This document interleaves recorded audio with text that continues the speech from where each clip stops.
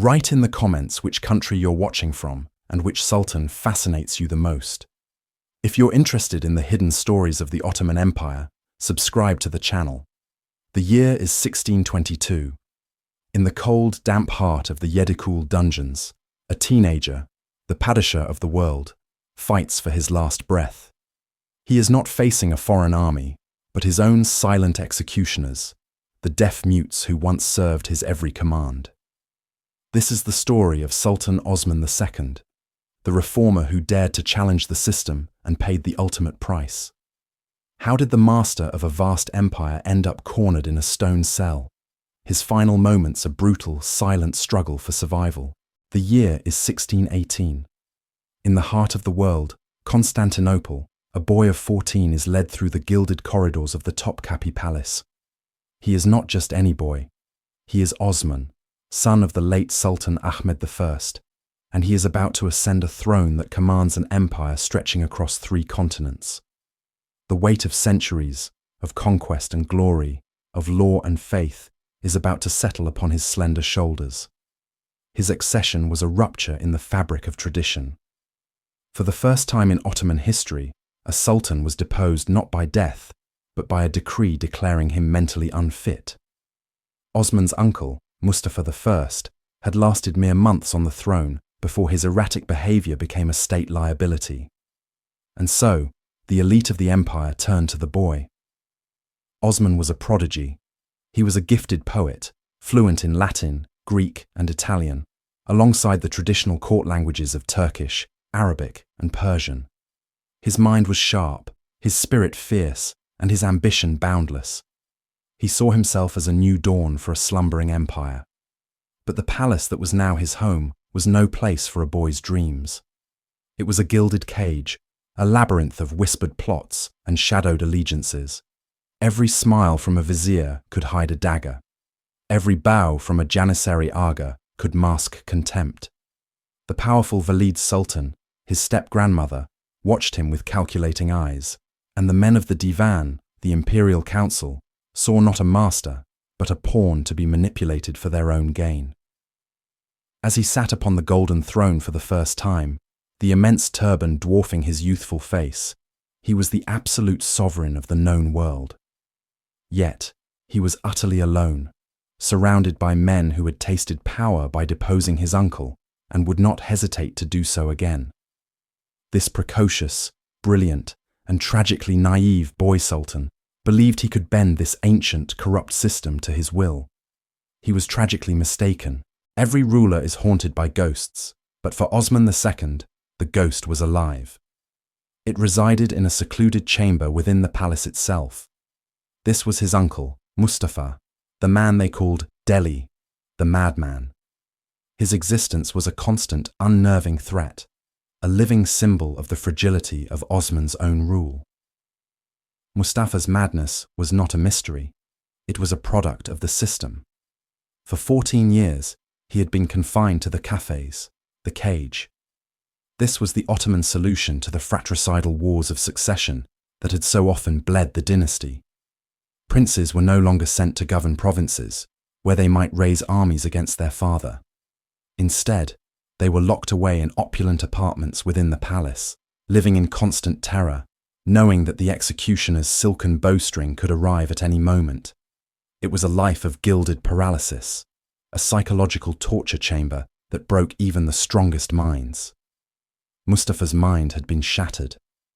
When he was briefly brought to power, he would wander the palace, plucking turbans from his viziers' heads, or spend hours throwing gold coins into the Bosphorus for the fish.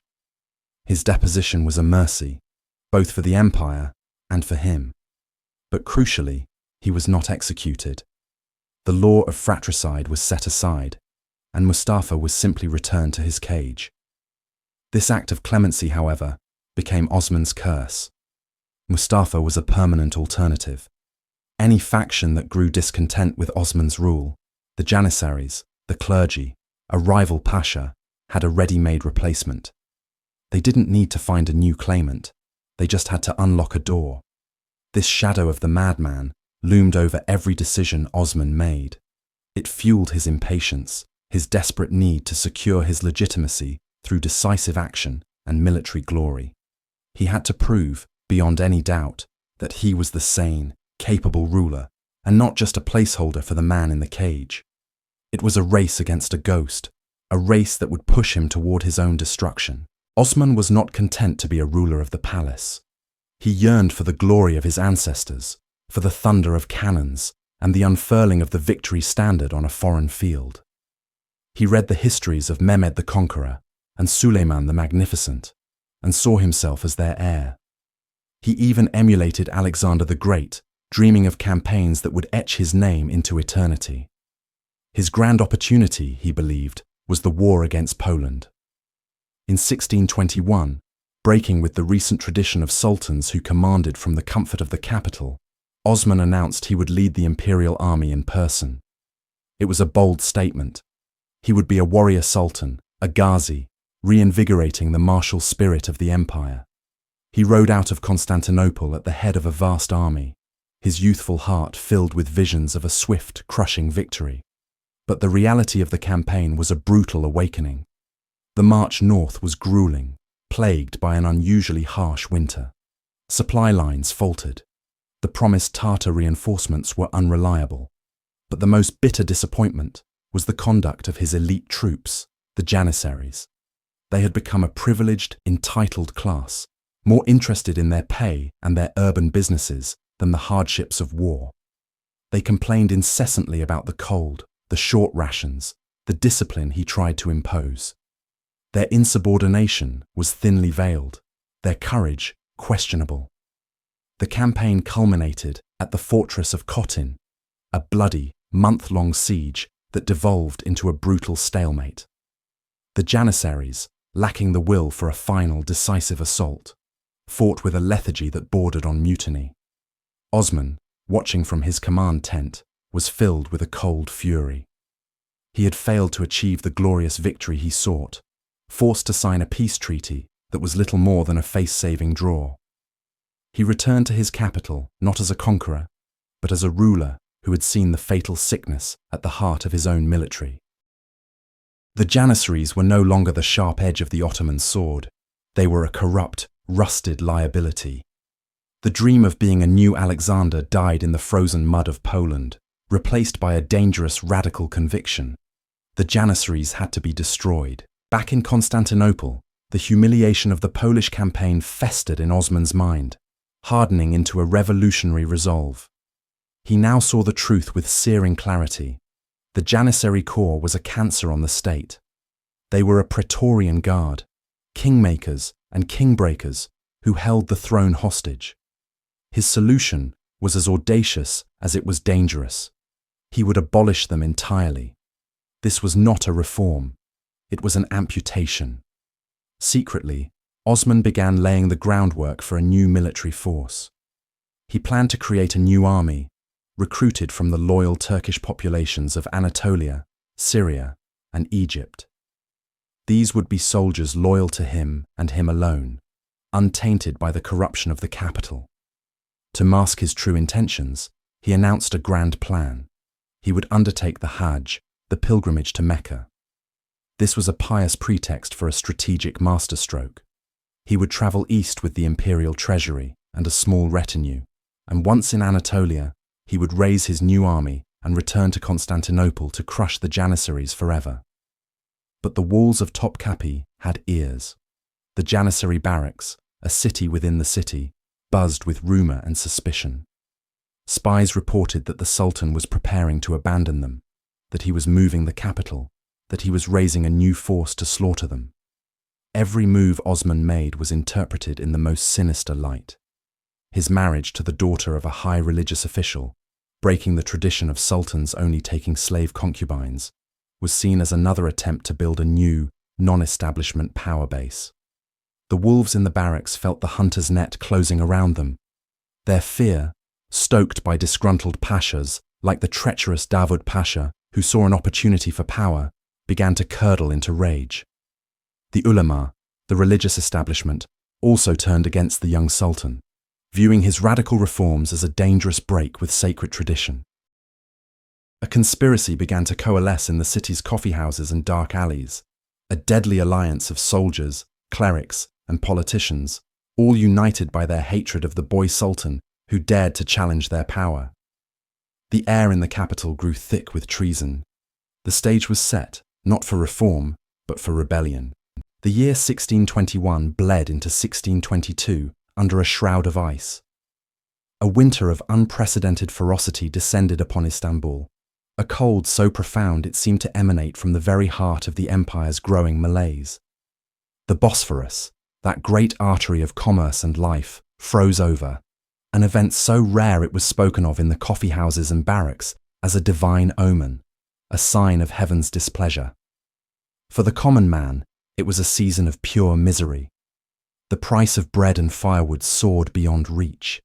Smoke from dwindling fires painted the grey sky, but it offered little warmth against a wind that carried the whispers of starvation and frostbite through the narrow, cobbled streets. In the sprawling Janissary barracks, the discontent was a palpable thing.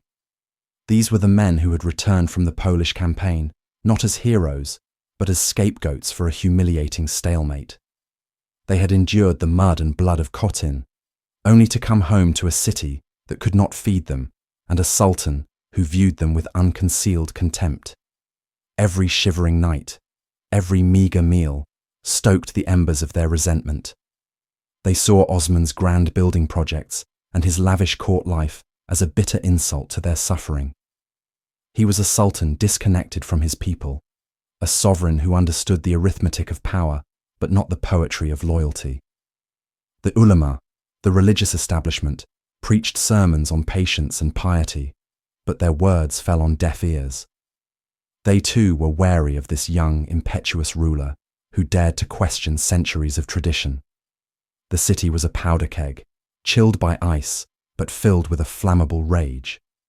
Osman, isolated within the opulent warmth of Topkapi Palace, saw the frozen Bosphorus not as a warning, but as an inconvenience. He failed to grasp that the ice choking the strait was a perfect mirror for the hardening of his subjects' hearts.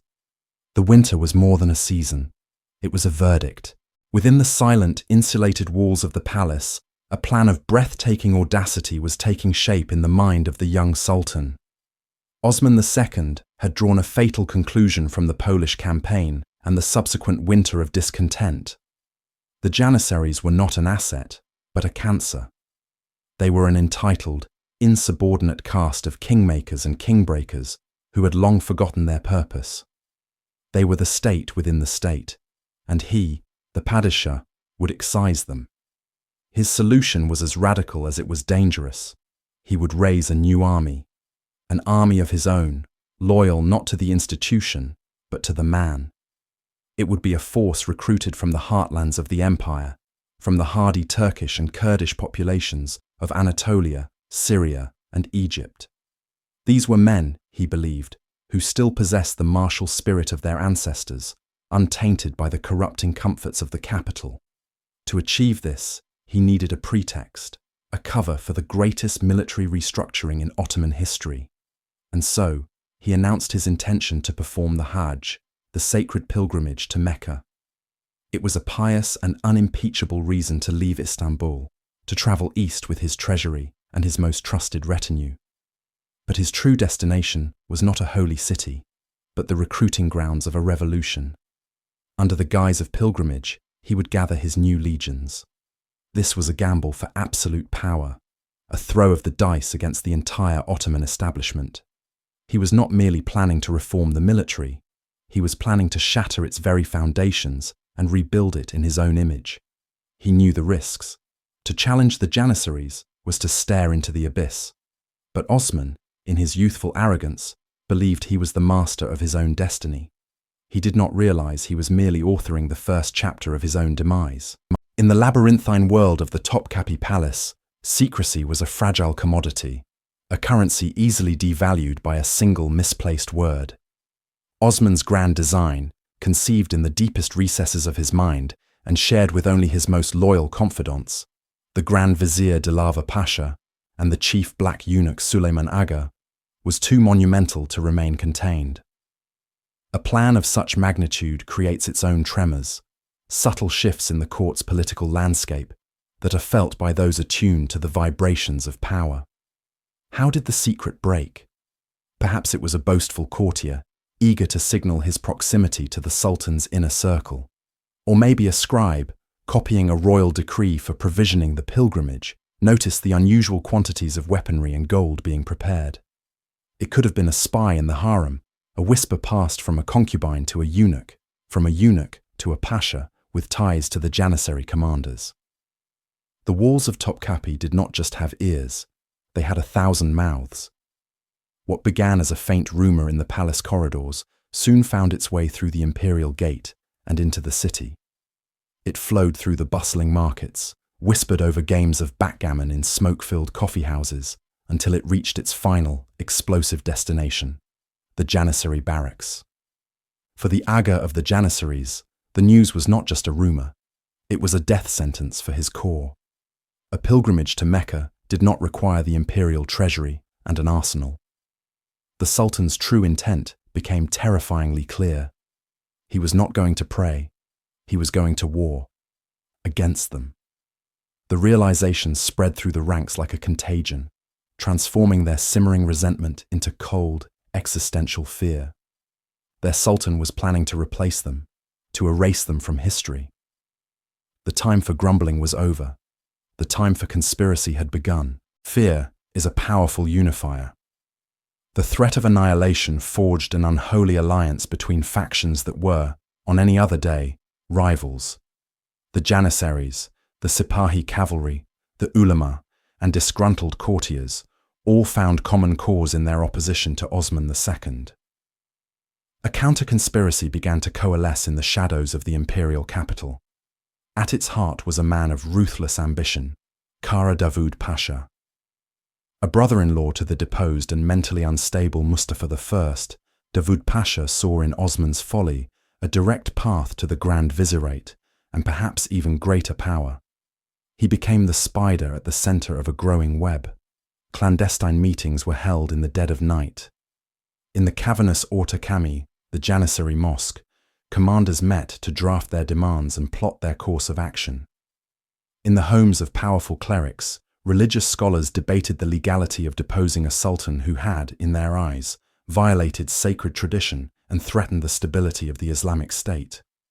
They found their justification. Osman's plan was an unacceptable innovation, a bid'ah, and it was their duty to stop him. The Sultan's planned departure from the city on May 18, 1622, was no longer just a date on the calendar. It was the trigger. The rebels' plan was simple and brutal. They would use the Sultan's own actions as the pretext for their uprising. They would gather at the great mosques, ostensibly to protest his journey, whipping the public and the soldiery into a frenzy. It was a conspiracy masked as a popular movement, a coup dressed in the robes of righteous indignation. While Osman reviewed his travel arrangements, confident in his authority, the city was being turned against him. A silent, deadly consensus had been reached. The Sultan was a threat that had to be neutralized. The trap was meticulously set, and the young, headstrong ruler was just days away from walking straight into it. The sound came first. Not the disciplined call to prayer or the familiar clang of the armory, but a low, guttural roar that seemed to rise from the very stones of Constantinople. It was the sound of a city turning on its master. Inside the opulent chambers of the Topkapi Palace, this sound was a death knell. Young Sultan Osman II, still a teenager, possessed of a reformer's zeal and an emperor's pride, felt the floor tremble beneath his feet.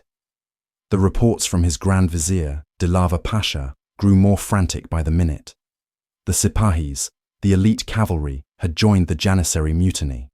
The ulama, the religious scholars he had alienated, were fanning the flames, declaring his planned pilgrimage to Mecca a heretical ruse to raise a new army in Anatolia.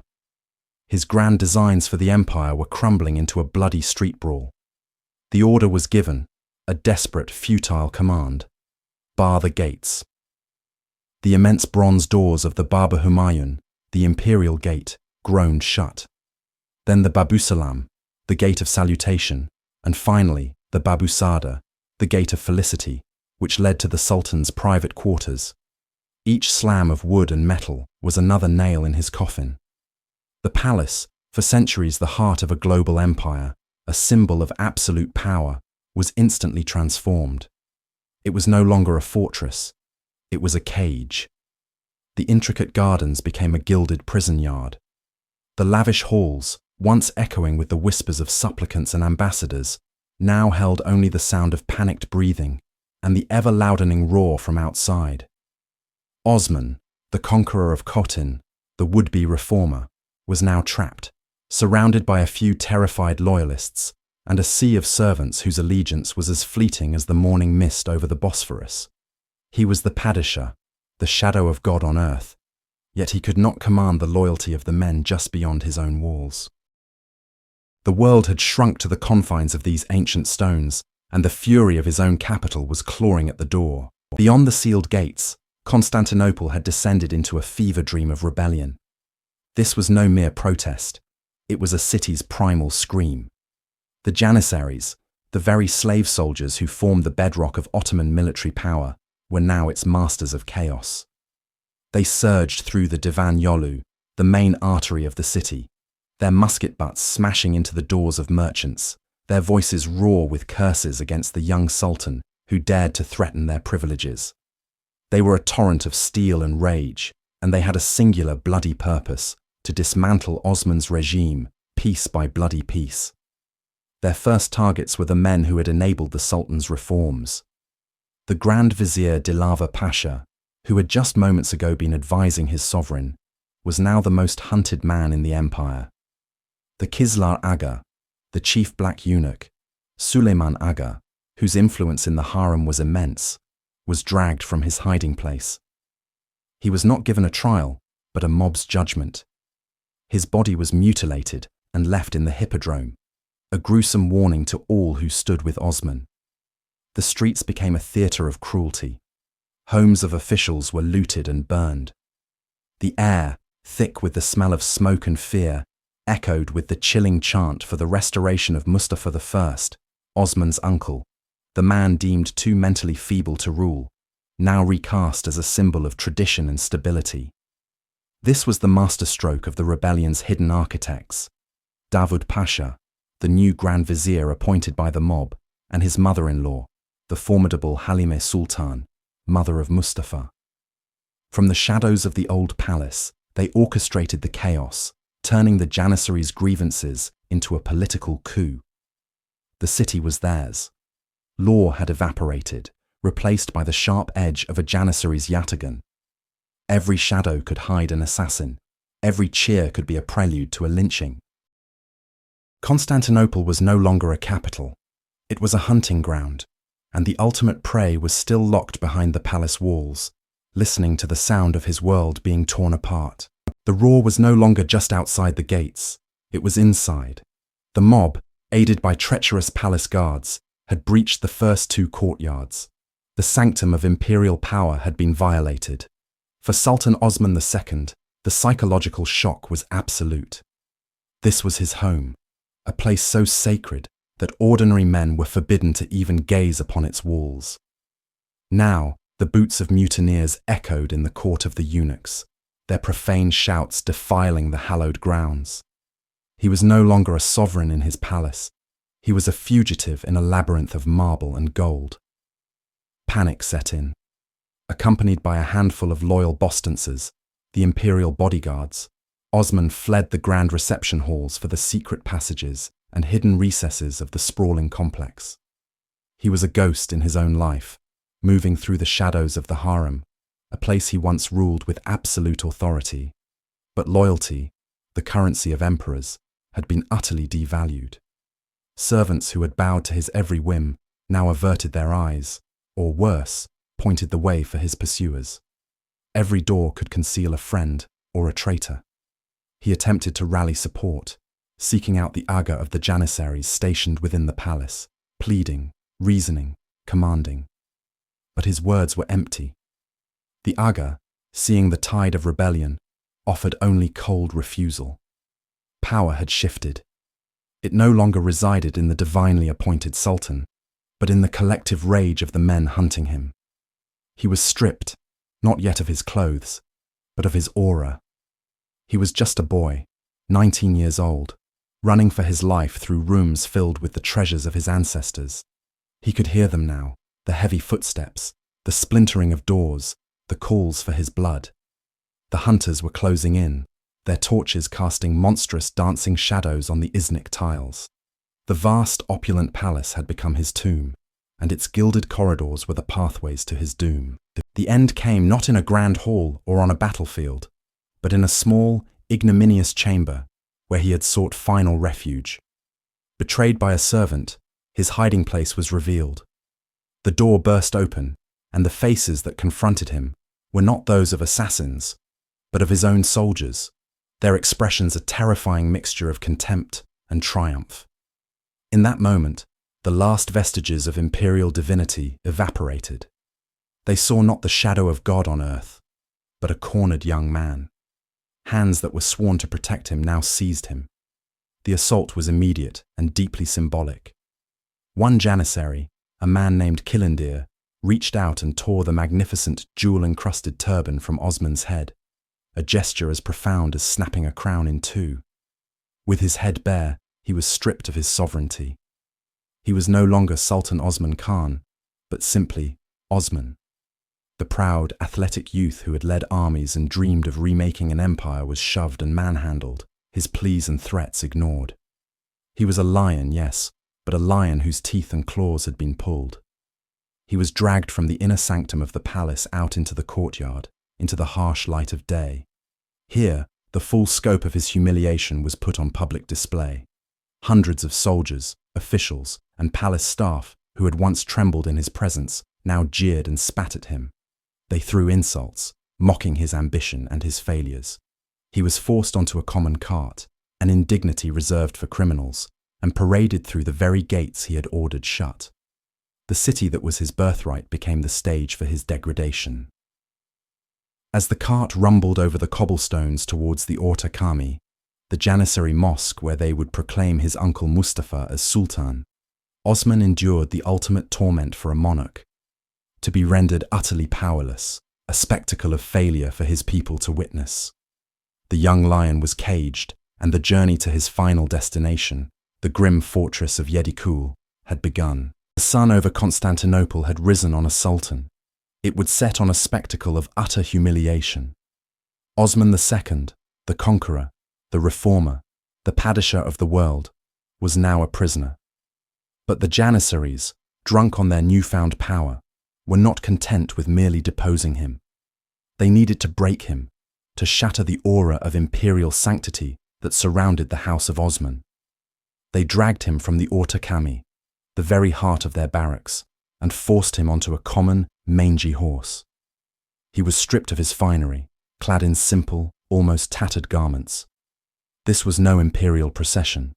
It was a parade of shame, a visceral display of the world turned upside down. The streets, which had once trembled in respectful silence as he passed, were now a cacophony of jeers and insults. The mob, whipped into a frenzy by the rebels, saw not their sovereign, but the author of their perceived misfortunes.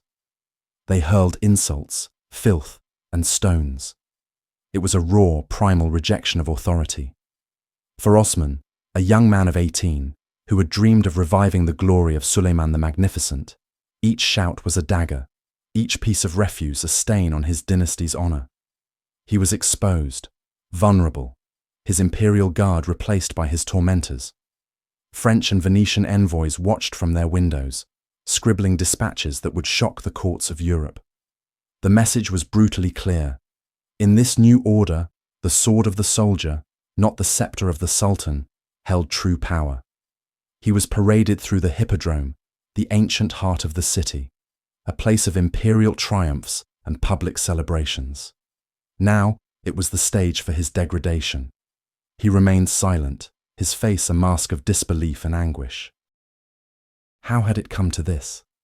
How had his grand ambitions for a new army, a renewed empire, led him to this miserable mount, this chorus of hatred?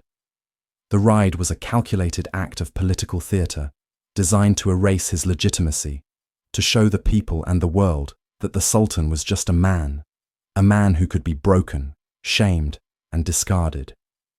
As the wretched procession moved through the city, it was not just Osman who was being debased, but the very concept of the untouchable, divinely appointed Ottoman Sultan. While Osman endured his public torment, a grotesque scene was unfolding within the gilded confines of the Topkapi Palace. The rebellion needed a new sultan, a figurehead to legitimize their coup. Their choice was a tragic one.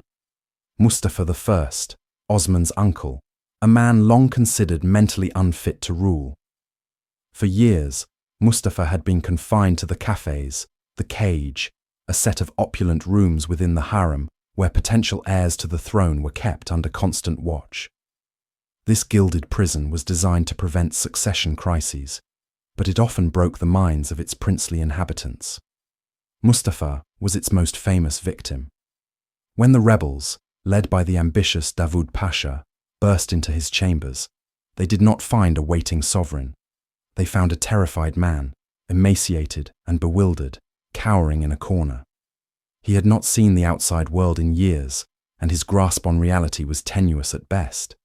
He shrieked in terror, convinced they were the executioners sent to strangle him with the silk cord, the traditional fate of princes who threatened the throne. He fought them, his frail body resisting with the strength of pure panic. It took the reassurance of his mother, the formidable Halima Sultan, to coax him out. They had to physically drag the trembling man to the throne room. There, they placed the turban of his ancestors on his head, but his eyes were vacant, uncomprehending. The Janissary Agas and the viziers who had orchestrated the coup bowed before him, but they were not paying homage to a ruler. They were installing a puppet, a hollow crown. Mustafa was incapable of issuing orders, of understanding policy, of ruling in any meaningful sense.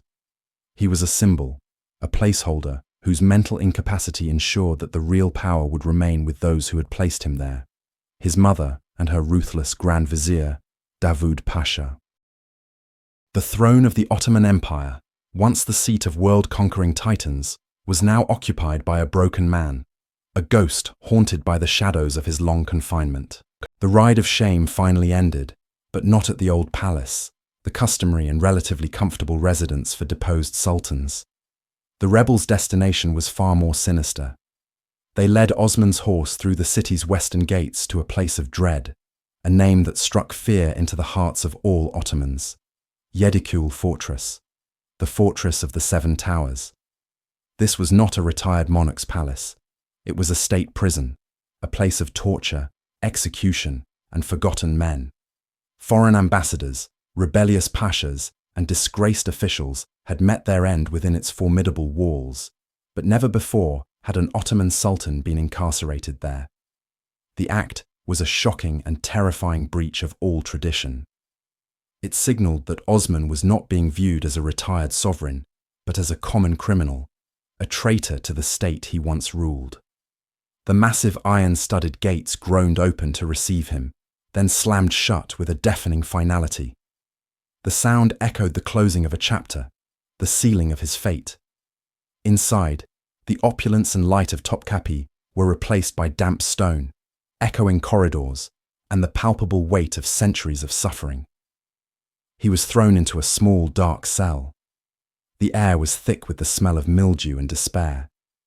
Here, in this cold, unforgiving place, the full reality of his fall must have crashed down upon him. He was no longer the shadow of God on earth. He was a prisoner, alone, surrounded by his enemies, in the most notorious dungeon in his empire. The psychological impact would have been devastating. The choice of Yedikule was a deliberate statement by Davud Pasha and the other conspirators. It stripped Osman of the last vestiges of his imperial status and placed him in a category of men for whom there was often only one exit, the executioner's block. The Seven Towers stood as a grim monument to fallen power, and now it had claimed its most high-profile victim. In the cold cell of Yedikule, Osman II may have clung to a sliver of hope. Banishment, a life of quiet confinement, perhaps these were still possible. But outside the fortress walls, the calculus of power was shifting towards a darker, more permanent solution. The new regime was fragile. Mustafa I was a non-entity, and real authority rested with his mother, Halime Sultan, and the Grand Vizier, Davud Pasha. They knew that as long as Osman lived, he remained a potent symbol. Loyalists were already beginning to stir in the capital and the provinces. Sipahi cavalrymen, his intended new model army, were outraged. Any uprising would rally around the name of the legitimate deposed sultan. Osman alive was a threat, a living, breathing alternative to their chaotic and illegitimate rule.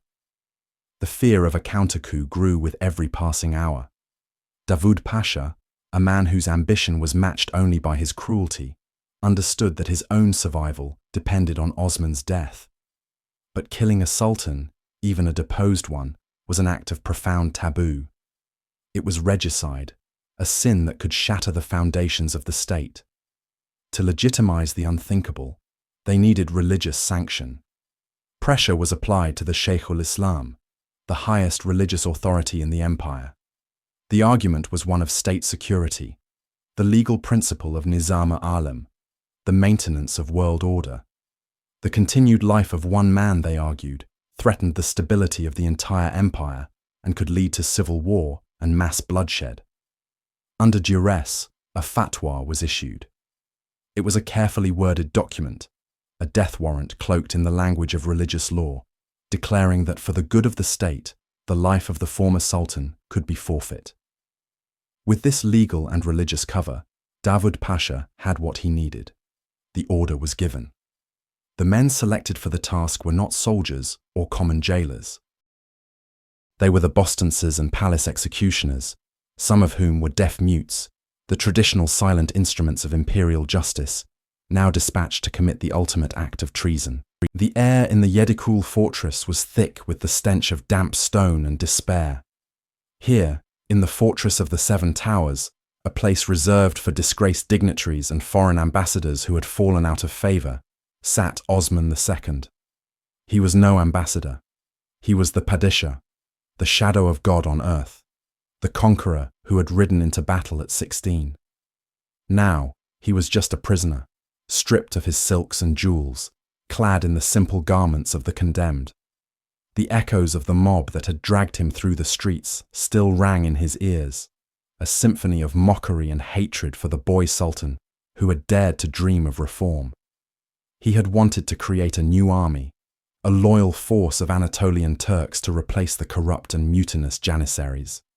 He had planned to move the capital, to break the stranglehold of the Istanbul elite. For this vision, he was now caged like an animal.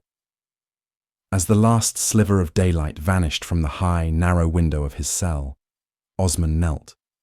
The cold of the floor seeped through his clothes, a chilling reminder of his mortality. What does a sultan pray for when his earthly power is gone? Does he pray for rescue, for a miracle, or does he pray for a swift end to the humiliation? Historical accounts are silent on the precise words he uttered, but we can imagine the turmoil in his soul. He was a boy of 18 who had held absolute power, who had commanded armies and signed decrees that shaped the lives of millions. Now, his world had shrunk to these 4 stone walls. His prayers were likely a torrent of regret, of fury at the betrayal of his Grand Vizier, Kara Davud Pasha, and of a desperate plea to the Almighty he had always claimed to represent. In the profound silence of his dungeon, punctuated only by the drip of water and the distant sounds of the city that had forsaken him, Osman II prepared to meet his fate. The final prayer was not for his empire, for that was already lost. It was for the soul of a young man who had flown too close to the sun. The order had been given. In the dark heart of the palace, Kara Davud Pasha, the man who owed his rise to Osman and now orchestrated his fall, sealed the young sultan's fate. But regicide was a delicate, bloody business. The spilling of royal blood was considered a sacrilege, an act that could curse the land and the dynasty. The solution, as was grimly traditional in the Ottoman court, was the silken bowstring. And the instruments of this sacred violence were as unique as the act itself. They were the Bostances, the imperial guards, but more specifically, a select few from their ranks, the deaf mutes. These men were the perfect assassins. They could not hear the pleas for mercy, the screams of pain, or the final damning words of their victim. They could not speak of what they had seen, their loyalty enforced by a physical inability to betray secrets. They were living ghosts, moving through the palace corridors, their silence more terrifying than any war cry. A small party of them, led by a ruthless officer named Çebeçi Kilindir, made their way through the sleeping city towards Yedikule. Torches cast long dancing shadows on the ancient walls as they arrived. There was no ceremony, no proclamation. This was not an execution of state. It was a clandestine murder, an assassination cloaked in the legitimacy of a coup. The fortress guards, loyal to the new powers, unbarred the gates without a word. The assassins moved with a chilling purposefulness, their footsteps echoing in the stone passageways. They carried with them the tools of their trade, the thick, coiled bowstring, strong enough to snap a man's neck, and the cold resolve of those who serve power without question. As they approached Osman's cell, the air grew heavy with anticipation.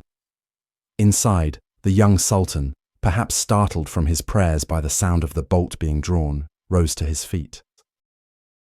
The door creaked open, revealing not saviors, but the silent, imposing figures of his executioners, their faces impassive masks in the flickering torchlight. The confrontation was immediate and brutal. Any expectation of a swift, dignified end vanished the moment the assassins entered the cell. Osman II was not a pampered palace prince who would submit meekly to his fate. He was a warrior. He had been trained in combat since childhood, and at 18, he was in the prime of his physical strength. Seeing the bowstring in their hands, he knew this was a fight for his life. He lunged, not away from his attackers, but towards them. The cramped cell became a whirlwind of desperate violence. Contemporary chroniclers, like the historian Naima, describe a ferocious struggle. Osman fought with the fury of a cornered lion, landing powerful blows on his would-be executioners. He was strong, agile, and fueled by the adrenaline of pure survival. For a few frantic moments, the boy sultan held his own against the trained killers. The sounds of the struggle, grunts, the thud of bodies against stone, filling the suffocating silence of his tomb. But there were too many of them. They were professionals, their grim task honed by practice. They overwhelmed him, grappling him to the cold floor. Even then, he did not yield. The struggle was so intense, so undignified, that one of the assassins, in a moment of brutal expediency, resorted to a horrific act. He reached down and crushed the sultan's testicles, a move of shocking cruelty that incapacitated the young man with unbearable pain. As Osman writhed in agony, his strength finally broken, the others saw their chance. The silken cord, the traditional instrument of royal execution, was swiftly looped around his neck. They pulled, the fibers biting deep into his flesh. His final moments were not of quiet acceptance, but of a choked, desperate fight for air. The shadow of God on earth, the conqueror of Khotin, was strangled to death on the filthy floor of a dungeon, his last breath a silent scream against the ultimate betrayal. Death alone was not enough for the architects of the coup. They needed proof. Rumors could fly, and a missing sultan was more dangerous than a dead one. A living Osman could become a rallying cry for loyalists, a symbol of resistance that could ignite a civil war. To extinguish that possibility forever, they required undeniable, gruesome evidence. After the last twitch of life had left Osman's body, one of the executioners, following the cold orders of Kara Davud Pasha, took out a knife. With a swift, brutal cut, he severed the Sultan's right ear. Another account suggests it was his nose and an ear. This grisly trophy was wrapped in a cloth and rushed back to the Topkapi Palace. It was presented to the new Sultan, the mentally unstable Mustafa I, and his mother, Halime Sultan, the true power behind the reclaimed throne. There, in the opulent heart of the empire, the proof of regicide was laid bare. The rebellion was complete. The threat was eliminated. The news of Osman's murder spread through Istanbul like a plague. The same mob that had jeered him just days before now fell into a stunned, fearful silence. To depose a sultan was one thing. It had happened before. But to murder him in such a base and brutal manner was unprecedented in living memory. It was a violation of a sacred trust, a shattering of the aura of divine protection that surrounded the person of the Padishah. The act stained the very foundations of the throne. It revealed that the Sultan was not an untouchable deity, but a man of flesh and blood who could be killed by his own servants. This single act of regicide set a terrifying new precedent. It normalized the murder of a monarch as a political tool, a dark shadow that would hang over his successors for generations. The blood of Osman II, though not literally spilled, had seeped into the fabric of the imperial throne, a permanent mark of the day the Ottoman Empire turned on itself and devoured its own son.